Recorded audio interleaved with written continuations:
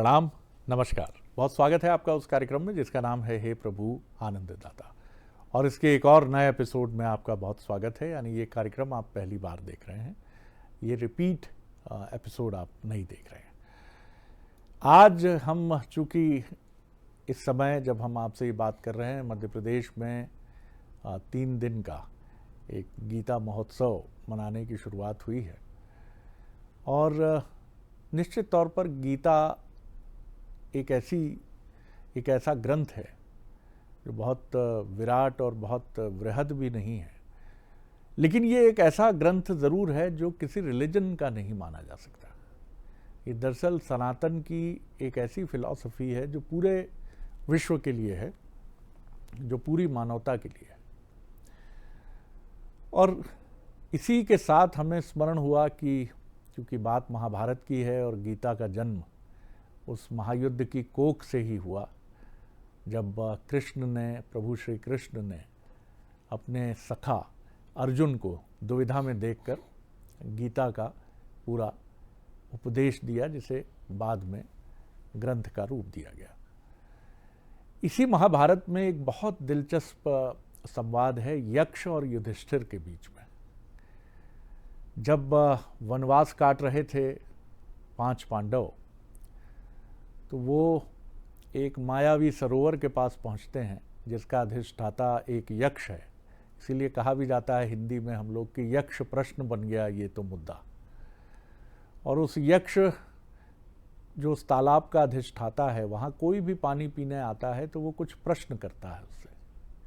5 पांडव भी आते हैं, अधीर भी होते हैं वो, और 4 जो पांडव हैं युधिष्ठिर को छोड़कर, नकुल, सहदेव, भीम और अर्जुन, ये सब उत्तर नहीं दे पाते और वहाँ मूर्छित होकर एक तरह से मृत्युशैया पर पहुँच जाते हैं। युधिष्ठिर जब पहुँचते हैं तो बहुत दुखी होते हैं, लेकिन वो धर्मज्ञ हैं, धर्म के ज्ञाता हैं, विद्वान हैं।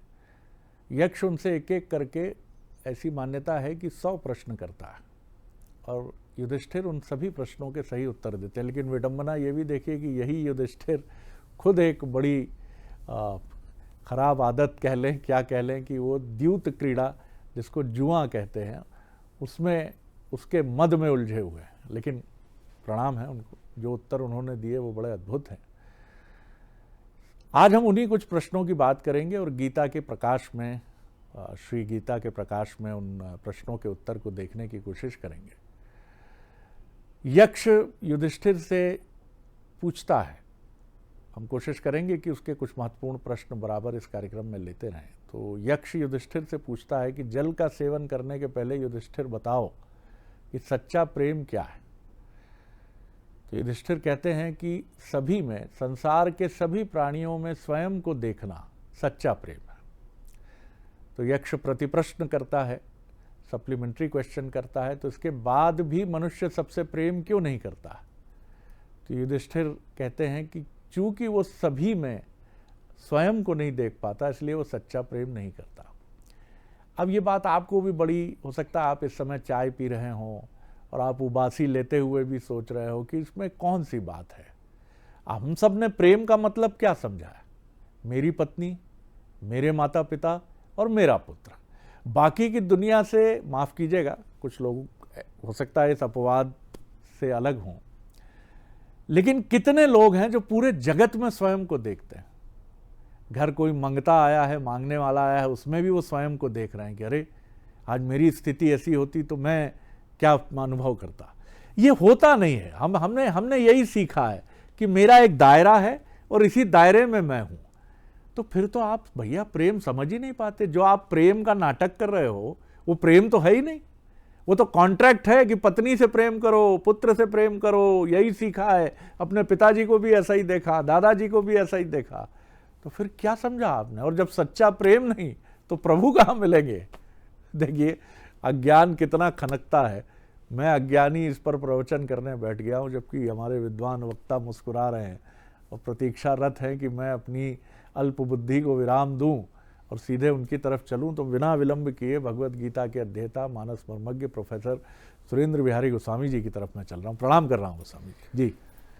मेरी मुस्कान के पीछे जी जी आपकी गहरी जिज्ञासा और विश्लेषण था। जी जी जी मैं आनंदित हो रहा था जी। आपके इस विश्लेषण से, जी। और आपने बहुत अच्छा लौकिक उसकी परिभाषा व्यक्त की थी। थोड़ी चीजें हम इसमें संशोधन कर लेते हैं। यक्ष प्रश्नों पर बात करना है, यानी ये तो परमानंद की बात है, परमानंद। लेकिन इसमें थोड़ी चीजें अपन संशोधन कर लेते हैं। पहली चीज का संशोधन ये कर लेते हैं कि गीता किसी कोख से जन्म नहीं लेती, गीता की कोख से सचराचर सृष्टि का जन्म हुआ है। बहुत सुंदर, बहुत सुंदर। गीता का जन्म कभी नहीं हुआ है। जी, जी। जी, गीता से ही सचराचर सृष्टि और उपवन वन जितने संसार में आए हैं, अत्र सर्गो विसर्गश्च, ये सब गीता से ही उत्पन्न हुए। परमात्मा ने अपने विराट स्वरूप की अनुभूति जो गीता में कराई है, वो ये बताने का प्रयत्न किया है कि जो कुछ मैं तुम्हें समझा रहा हूं वो ये विराटता गीता है, इससे ही निकलता है व्यक्ति, यही उद्भव है, यही स्थित है, यही संहार है। ईश्वर का दर्शन है गीता। दर्शन नहीं, ईश्वर का स्वरूप स्वरूप का है मूलाधार है गीता। हाँ। यानी आप यदि ईश्वरत्व को जानना चाहते हो, तत्व जानना चाहते हो, तत्व, elements of the God, elements तो एलिमेंट्स ऑफ द गॉड का ओरिजिन है Gita. God particle, God particle का ओरिजिन गीता है। गीता प्रकट करती है गॉड को, वो प्रकृति की देवी है। वो ब्रह्म है तो ब्रह्म को प्रकट करने वाली ये प्रकृति है। इसलिए गीता को आचार्य विनोबा भाई माई कहते हैं। उन्होंने गीता माई कहा हुआ है, और गीता की जो मराठी में उन्होंने रचना की है वो गीता माई के रूप में की है उन्होंने। तो वो संरचना उन्होंने की। गीता के 18 नाम में से एक भी नाम स्त्रीलिंग का, पुरलिंग का नहीं है। कोई नाम पुरलिंग का नहीं है। इसलिए गीता को मां मानिए आप। ध्यान रखिए, मां इसलिए मानिए कि गीता उस सुरभि गाय की तरह है जो वेदों के सारभूत स्वरूप से बनी है। समग्र वेद यदि एक गाय है तो उसमें बछड़ा अर्जुन है। बछड़ा अर्जुन है, और उसको दोहने वाले जो हैं वो कृष्ण हैं, और उससे ज्ञानामृत जो पान करा रहे हैं वो गीता है। वो जीवन के सारे यक्ष प्रश्नों का समाधान कर देगी। तो गीता के 18 नाम जो हैं वो भी आपके जो दर्शक हैं वो इस समय श्रवण करके आनंद ले ले। गंगा गीता च गायत्री, सीता सत्या सरस्वती, ब्रह्म विद्या ब्रह्मवल्ली, त्रिसंधा मुक्त गेहने, अर्धमात्रा चिदानंद्या, भवधनी भय नाशनी, वेद त्रयी परानंत्या, चित्यार्थ ज्ञान मंजरी। ये ज्ञान मंजरी है, मंजरी यानी तुलसी। हाँ। तो ये ज्ञान की तुलसी है गीता। जी, जी। अब आपके उस प्रश्न को सुनकर मुझे परमानंद की प्राप्ति हुई। आपने बहुत अच्छा यक्ष का प्रश्न किया है। पहले समझ लें यक्ष कौन है, ये आपको आवश्यक रूप से जान जाना चाहिए, क्योंकि यक्ष की उत्पत्ति जो है एक अद्भुत घटना है। जब ब्रह्मा जी ने सृष्टि बनाई, और जलमग्न सृष्टि में ब्रह्मा जी सबसे पहले जब जल में थे और उन्होंने नाना प्रकार के उसमें जो जल में विचरण करने वाले जीव जंतुओं की स्थापना पहले की, तो वो निकल करके ब्रह्मा जी के पास कहने लगे, भाई हमें भूख लगी है, हम क्या ग्रहण करें, हमें कुछ बताओ, हम क्या करें। हमारे पास कोई कॉन्सेप्ट नहीं। जैसे गर्भस्थ शिशु विचरण नहीं करता जल में, गर्भ के अंदर, वैसे ही वो सारे लोग विचरण कर रहे थे, क्या करें। तो ब्रह्मा जी ने उनसे कहा कि तुम जो है इस अथाह जल की रक्षा करो। तो उसमें से बहुत सारे लोगों ने कहा कि हम रक्षा करेंगे जल की, तो वो राक्षस बन गए। और उसमें से जिन लोगों ने कहा हम यजन करेंगे, वो यक्ष बन गए। तो जो जल का यजन करता है यानी पूजन करता है वो यक्ष है। इसलिए वो सरोवर में निवास कर रहा है। ध्यान रखिएगा, वहां बैठा हुआ है, बगुले के रूप में बैठा हुआ है। महाभारत की इस प्रसंग में यक्ष और युधिष्ठिर संवाद में बगुले के रूप में बैठा है वृक्ष में, और वहां प्यासे 13 वर्ष का वनवास काट लिया है। अब उनको गुप्त स्वरूप में 1 वर्ष काटना है, गुप्त काल काटना है, अपना छुप कर रहना है 1 वर्ष। उसके पहले वहां बैठे हुए भाई प्यास लगाई, तो एक भाई गया तो लौटा नहीं, दूसरा गया, तीसरा गया, चौथा गया, फिर ये जा रहे हैं। वहां वो सारे लोग वहां मृत पड़े, मूर्छित नहीं, मृत हो गए, क्योंकि उन्होंने यक्ष के प्रश्नों का उत्तर नहीं दिया।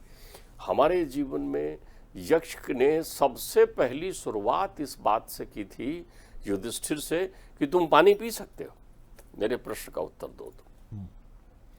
तो उन प्रश्नों में अनंत प्रश्न पूछने पर ये सुंदरतम प्रश्न यक्ष ने उनसे पूछा। अब आप देखिए उसको इन्होंने आपने शाब्दिक रूप में कर दिया है उसको, ये बहुत अच्छा है। पिबतम तुम जलम युधिष्ठिर जो वो कहते हैं कि अब तुम जल पियो यहाँ पर। तो वो ये बड़ा सुंदर प्रश्न पूछते हैं। वो कहते हैं प्रेम क्या है, किसे आप प्रेम कहेंगे। तो यहाँ देखो कितना अच्छा, मैया सब जगह रहती है। मैया जो कह रही है प्रेम और यक्ष जो कह रहा है वो प्रेम, वो उसका कितना गूढ़ता के साथ संबंध है। यहाँ युधिष्ठिर उत्तर देते हुए कह रहे हैं कि संसार में स्वयं को और स्वयं में संसार की अनुभूति जो करता है वो प्रेम करता है। संसार में स्वयं की और स्वयं में संसार की जो अनुभूति करता है वो प्रेम करता है।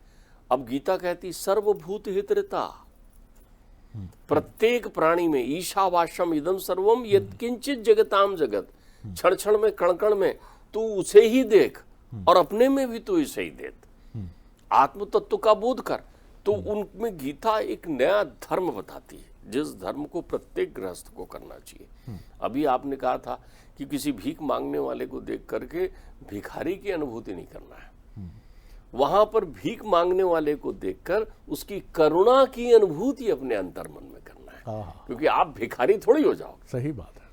उस अनुभूति को करना है, प्रेमानुभूति है, ध्यान रखिएगा, प्रेम अनुभूति है। लेकिन ये प्रेम की अनुभूति कठिन वहां है जहां आसक्ति है, कठिन वहां है जहां आसक्ति है, क्योंकि आसक्ति भेद उत्पन्न कर देती है।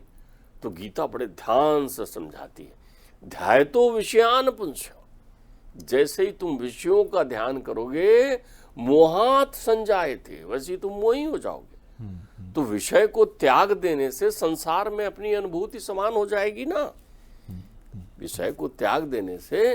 तो वो इसलिए तो भगवान वहां अर्जुन को समझाते हुए एक बड़ी अच्छी बात कहते हैं। भगवान कहते हैं योगस्त कुरु कर्माणि संगम तक्त्या धनंजय, अपने आप को योगस्त कर, अपने कर्मों को योगस्त कर ले। ये संसार ये मैं अब अभेद हो गए, मैं ही संसार, संसार ही मैं।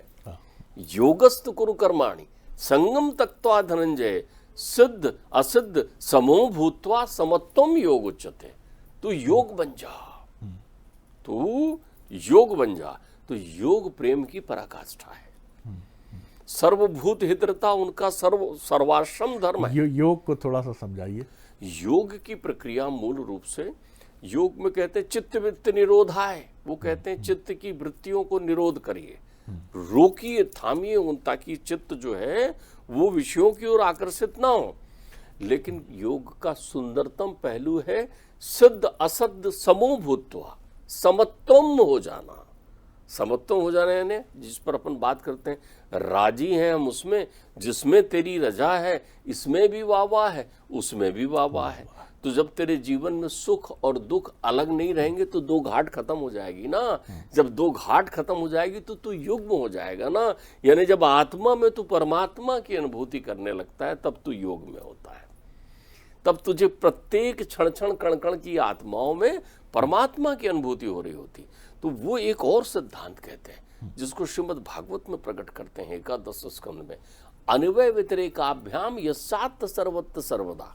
वो बड़ी सुंदर बात है, अन्वय और व्यतिरेक हमारे जीवन में भी होता है। ये मेरा बेटा, ये तेरा बेटा, आप समझिए, ये मेरा घर, ये तेरा घर। अच्छा, तो अगर तुम्हारा घर है तो रहो हमेशा यहाँ।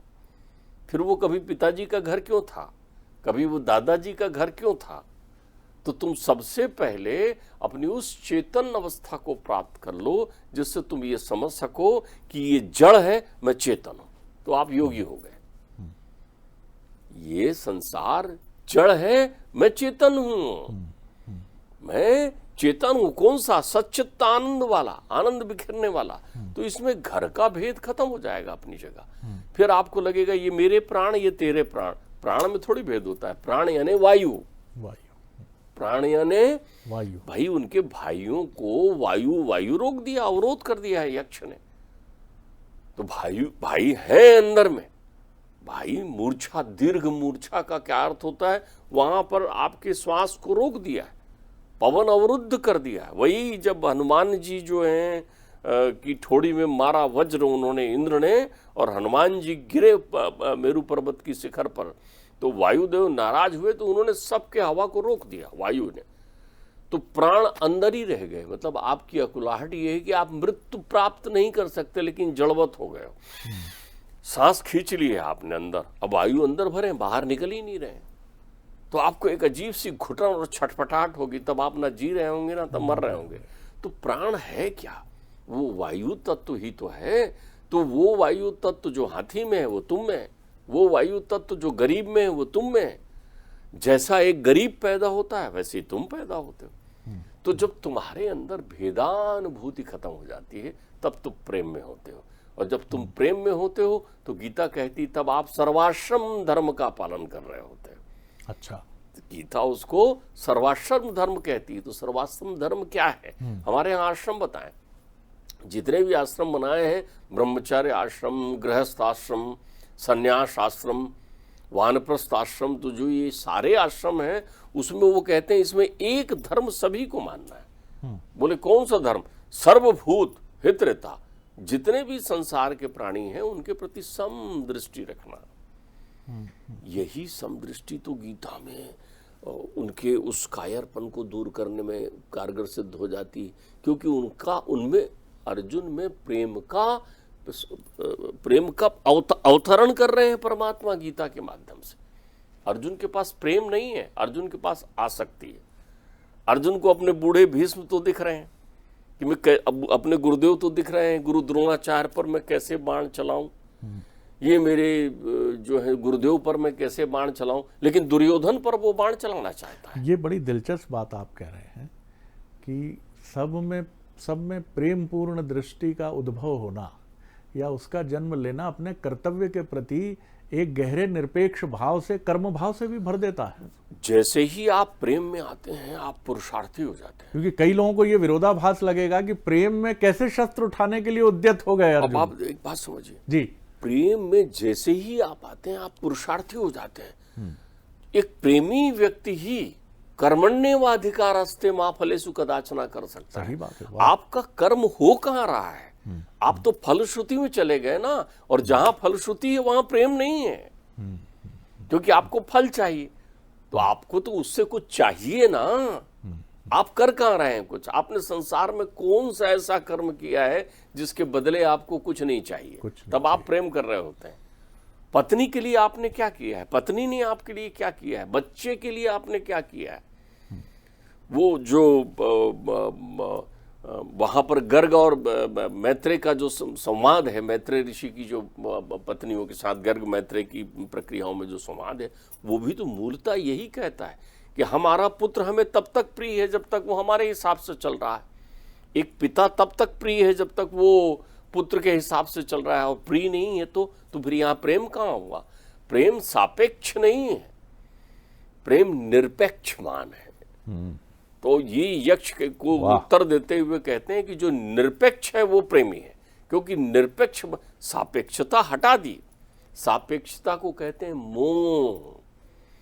तभी गीता में वो ध्यान करते हैं, ध्यातो विषयान पुंसा। जैसे ही आप विषयों का ध्यान करते हो, ये मेरे, ये अपने, ये पराये, तो समूहा संजायते, तो वैसे ही आप मोह की आसक्ति, और जैसे ही मोह आया प्रेम चला गया। बहुत सुंदर बात है डॉक्टर साहब, और आपने तो ऐसा लगा जैसे एक क्षण के लिए पर्दा हटा दिया। मैं इसके दो सिरे देख पा रहा हूँ। एक तो युद्ध से न दैन्यम न पलायनम, जो बात गीता में कही गई है कि न दीनता दिखाओ अर्जुन और न ही पलायन करो, युद्ध करो। और मुझे दूसरा बिंब ध्यान आता है कि करुणा से भरे हरिश्चंद्र अपने ही पुत्र का पार्थिव शरीर लेकर आई पत्नी से कहते हैं चुंगी तो देनी पड़ेगी। डोम की भूमिका में है महान सत्यवादी हरिश्चंद्र। ये दृष्टि कहाँ से मिलती है? इसका उत्तर आज डॉक्टर साहब ने हमें दिया। समत्व। देखिए एक बात समझिए जी, हरिश्चंद्र के अंतर्चित्त में करुणा की सागर हिल रही है। हाँ, लेकिन चूंकि वो प्रेम करते हैं जी, तो वो कर्मवान हो गए। कर्मवान। तो जो भी व्यक्ति प्रेम करता है वो कर्तव्य से च्युत नहीं होता। फिर विक्रमादित्य याद आते हैं तो हर प्रश्न का बेताल के सही उत्तर देते हैं। ये तमाम चीज़ें, और इसी को ख्यात लेखक जो हैं मुरली मनोहर जोशी, उनका एक उपन्यास मुझे याद आता है जिसमें वो एक पात्र के हवाले से कहते हैं कि प्रेम जमाने भर की भावनात्मक मोहरों से खेली जाने वाली शतरंज है। प्रेम जमाने भर की भावनात्मक मोहरों से खेली जाने वाली शतरंज है। प्रेम में एक दाता होता है और एक याचक होता है। एक कहता है मुझसे प्रेम करो नहीं तो मैं मर जाऊंगा, और एक कहता है जा तुझसे प्रेम किया तेरा जीवन धन्य किया। और यही वजह है कि कितने प्रेमी हम ऐसे देखते हैं जो हाथ में तेजाब की बोतल लिए घूमते हैं। ये प्रेमी है? ये पागल है, विक्षिप्त है, सिनिकल है। कितने घर ऐसे हैं जहां, माफ कीजिएगा क्या कहूं मैं, वो कहना ही ना उचित होगा, लेकिन प्रेम के नाम पर इस संसार में क्या क्या हो रहा है। क्षण भर के लिए पता चल जाए कि पति का अफेयर कहीं और है, पत्नी का अफेयर कहीं और है, तो प्रेम कहां चला जाता है? कहां जुड़ते हो आप फिर पति पत्नी से? अरे मैं तो धोखा खा गया, मेरा तो जीवन ही खंडित हो गया। प्रेम समत्व की दृष्टि करता है। जैसे कबीर के जीवन में उनकी पत्नी आई, और ये भी था, कहते तो ये हैं कि कबीर उन्हें खुद अपना हाथ पकड़ कर ले गए और किसी और के साथ, शायद उनका कहीं और प्रसंग था, मैं अपने अधूरे ज्ञान से क्या टिप्पणी करूं, लेकिन ये करना कितना बड़ा कलेजे का काम है। और जिसकी समत्व की दृष्टि है वो ये कर पाता है, जो जगत को देखता है वो ये कर पाता है। डॉक्टर साहब प्रणाम कर रहा हूँ, बहुत ही अद्भुत आज का एपिसोड गया। क्या कहूँ मैं, मतलब कि एक दृष्टि का विकास है ये कि प्रेम का मतलब पकड़ना नहीं है, प्रेम का मतलब एक अद्भुत स्वातंत्र और कर्म भाव से भर जाना है। जैसे अर्जुन भरे कि उनके मन में कोई द्वंद्व नहीं था क्योंकि उन्हें युद्ध करना था, और इसीलिए हरिश्चंद्र के मन में भी कोई द्वंद्व नहीं था जब उन्होंने अपनी ही पत्नी से कहा कि दाह संस्कार पुत्र का करना है, चुंगी तो देनी पड़ेगी। जी, एक इसमें एक आपकी विवेचन को सुनकर मुझे एक और तंद्रा बड़े दिमाग में आई, वो बहुत सार तत्व आपने कहा। जी, साहित्य या भावनाओं की हिलोरी में भावनाओं का संगम कह लीजिए, आदान प्रदान कह लीजिए। प्रेम वो भक्ति है जो आपको शक्ति प्रदान करती है, क्योंकि प्रेम आने पर यदि आप शक्तिहीन हो गए, निर्बल हो गए, कायर हो गए, तो फिर वहां प्रेम पूरा नहीं हुआ। प्रेम तब उत्पन्न होता है जब आप भक्तिवान होते हैं, और भक्ति शुद्ध होती है, उसमें भावनाओं का असर नहीं होता। बिल्कुल ठीक है। कितने लोग हैं जो प्रतिदिन ईश्वर की आराधना करते हैं, और माफ़ कीजिएगा इसको किसी और रूप में ना लें, लेकिन कितने लोग हैं जो ईश्वरीय अनुभूति तक पहुंचते हैं, लेकिन उसका क्या अर्थ है? आप प्रेम करना छोड़ देते हैं ईश्वर से? आप करते हैं? आप ये मानते हैं इस जन्म में नहीं तो अगले जन्म में, जो सनातन का अर्थ है। अगले एपिसोड में एक और विषय लेकर उपस्थित होंगे। प्रणाम, नमस्कार।